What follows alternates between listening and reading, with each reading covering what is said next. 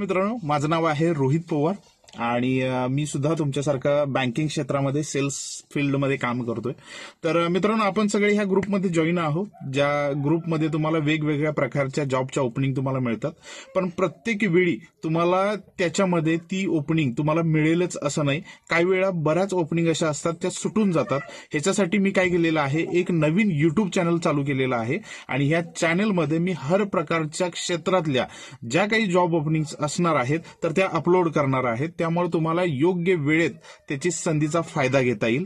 त्यामुळे ह्या चॅनलला सबस्क्राईब करा.